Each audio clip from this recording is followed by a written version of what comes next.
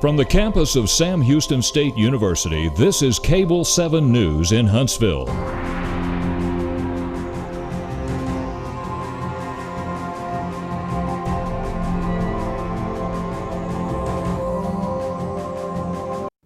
Good evening and welcome to Cable 7 News. I'm Megan Klein.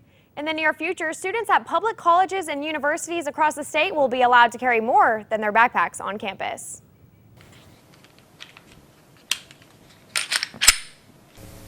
Senate Bill 11, or as it's more commonly known, the Campus Carry Bill, was passed by the Texas legislature. The bill would allow students who have a concealed handgun license to openly carry their weapons in dorms, classrooms, and any other areas on campus. It's a big change, and so anytime you have a big change, I think it's only natural that you tend to worry. And especially for us, we always worry about the worst case scenario. And so the worst case scenario is now if our officers respond to an incident where weapons are involved, the potential for an increased number of weapons in a situation is present, and that's always worrisome to us. The changes will slowly be put into motion here at Sam Houston State University. It's going to be training by the university, how the university chooses, how the law is implemented. I think there's going to be a lot of talk in the next several months as to far as how the university is going to respond, the policies and procedures that it will put into place. It changes a whole number of dynamics across the university. Once the Campus Carry Bill is signed, it will be in place by the fall 2016 semester. Lauren Layfield, Cable 7, Huntsville. Huntsville Police Department has acquired some new equipment to help keep up with the city's increasing population. With the city of Huntsville expanding rapidly, the police department has invested in 2 new tools that will allow them to maintain a strong presence throughout the city.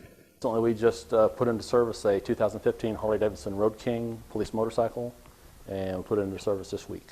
Also, we've just received a surveillance trailer.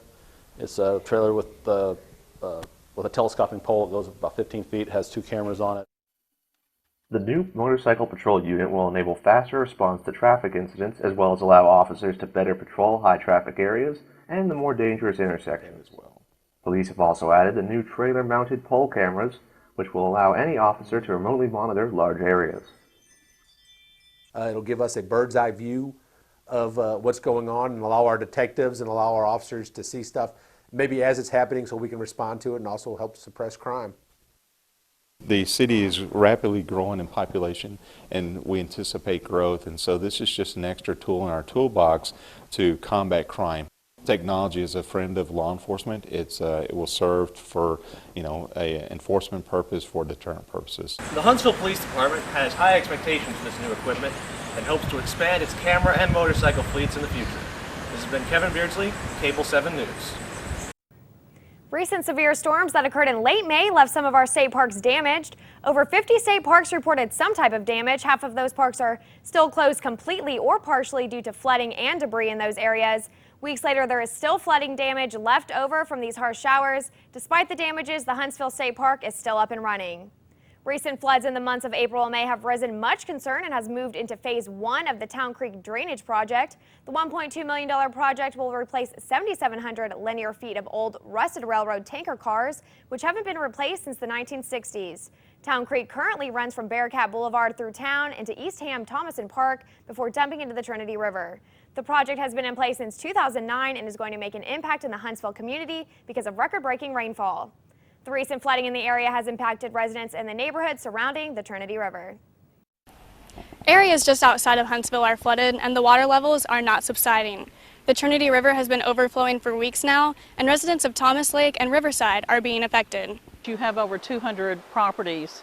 A lot of the people have left, but a lot of people have stayed because they either don't have any place that they can go, or they're elderly, they're worried about their property. Dallas had so much rain, and we had so much rain, you can't take it all in at one time. Roads are hazardous. They are being eroded away because of the river current.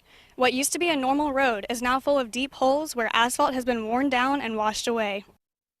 It's bad here, the road's starting to wash away, and then on the other side where we live, we can't even get out that way. We have to drive up another road.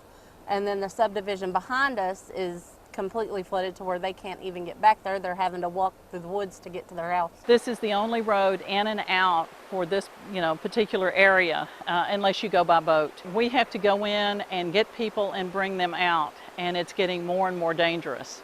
Neighbors are banding together to help those whose homes were severely affected by the flood, along with the assistance from the local fire department. The fire department, Thomas Lake, is helping the residents to try to get across and back. If there's medicines or health issues, we're doing that. It's just a wonderful neighborhood. You could not ask for a better place to live, even though we have to put up with occasional flooding. In the long run, we shall overcome. Kara Rucker, Cable 7 Huntsville. The cars of the future might be driving through Huntsville. In partnership with the Tesla Motoring Company, the Huntsville Holiday Inn is now stocked with 6 Tesla supercharger stations. The stations will be providing a fast-paced electric charge to any motorist traveling through Huntsville in an electric car. The Huntsville chargers are the latest in a network Tesla has created throughout the nation in order to encourage road trips in their electric vehicles. Along some major roads, you hear and see something a little bit different as the city has made upgrades to the intersection system. At intersections like this one, pressing the crosswalk button starts a series of complicated traffic control. The upgraded system includes audible tones and voice commands that notify pedestrians when to wait, and alert them when it's safe to cross. Throughout the state, crosswalks are being upgraded as a part of TxDOT normal maintenance schedule. What might seem like a simple system is actually an important upgrade. What this does is it helps those people that are visually impaired, that gives them the safety that they can cross the street and not be hit by a car. And safety is our top priority at TxDOT. And we do everything we can to help the pedestrians, the motorists, and everyone alike. And so we're very proud of this project, and we hope that everyone is too. Now, while this system is not in place on every street, it does give students a guiding voice to get them safely on and off campus. Jake Spady, Cable 7, Huntsville. As the summer season begins, there are some new attractions to make your taste buds explode. Food trucks have begun to open in the Huntsville community and have drawn attention from the mayor. As the weather heats up, people tend to crave and want different varieties of foods rather than the usual items that they are used to getting on a daily basis. The word of these food trucks are starting to get out. The people of Huntsville and surrounding cities are making them a regular stop for their friends, families, and colleagues to enjoy during lunch breaks, after work, and even breakfast. The food trucks are willing to relocate for major events. We're going to take a break. When we come back, we'll have weather. We've got a big problem, and we need your help. It's called sexual assault, and it has to stop. We have to stop it. So listen up. If she doesn't consent, or if she can't consent, it's a crime. It's wrong. We need all of you to be part of the solution. This is about respect. It's about responsibility. It's up to all of us to put an end to sexual assault. And that starts with you. Because one is too many. I am Little League.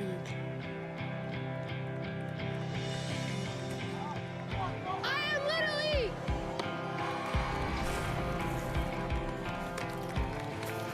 We are Little League. I am Little League.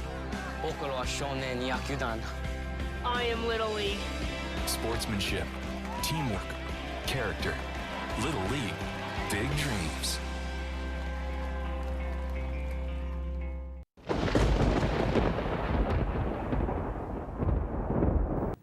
We're looking at another wet and sunny day here in Huntsville. Currently, the sun is shining through partly cloudy skies with the temperature at 82 degrees and 80% humidity. A flash flood watch continues until 6 p.m. tonight for most of the Brazos Valley. In addition, a flood watch for the Trinity River will be in effect until further notice. Heading into the overnight hours, we can expect a temperature of 75 degrees with a 60% chance of scattered showers throughout the night. Despite being downgraded from a tropical storm to a tropical depression early this morning, Bill continues to leave behind a lot of rain. In Huntsville, rainfall for the past 24 hours totaled about 0.6 inches and grew to nearly 2 inches, moving towards Houston. We'll be back with updates on Bearcat athletes after the break, but here is a look at your 7-day forecast.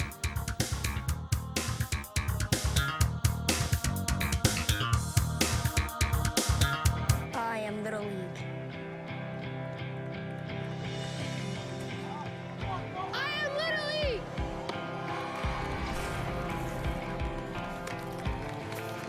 We are Little League.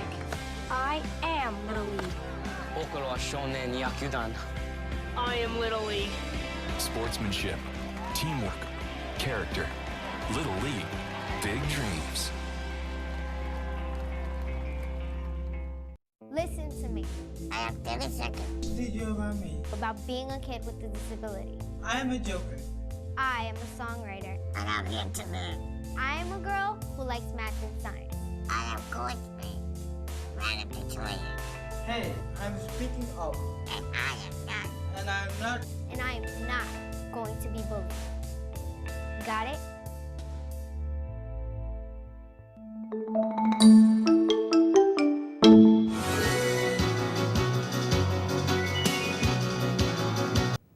Three Bearcats competed in the NCAA Track Nationals in Oregon last week.